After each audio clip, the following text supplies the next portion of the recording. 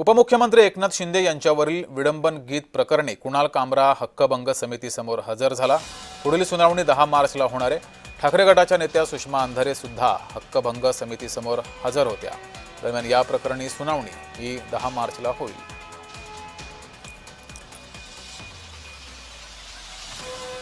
बातमी नवी मुंबईतून स्मृतिभ्रंश झालेल्या स्वयंघोषित शिल्पकाराचा मोफत उपचार करून मिळेल असे फलक नवी मुंबईमध्ये लागलेले आहेत। गणेश नाईकांविरोधात शिवसेनेने ही बॅनरबाजी केली आहे। नाईकांना डिवचण्याचा प्रयत्न शिवसेनेकडून करण्यात आलाय। नवी मुंबईत हे बॅनर लागलेले आहेत।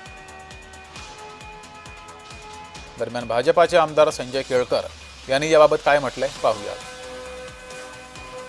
त्यांनी त्या ठिकाणच्या भूखंड आणि त्या ठिकाणचा जो काही डिपॉझिट महापालिकेत होते प्रशासकीय राजवटीमध्ये त्याच्या संबंधी विचारलेलं आहे। तर त्याला बगल देऊन तुम्ही निरनिराळे मुद्दे उचलण्यापेक्षा त्यांनी जे उपस्थित केलेले आहे त्याला योग्य प्रकारे त्यांचं समाधान होईल अशा प्रकारचं सांगितलं तर मग अशा प्रकारचं हे होणार नाही।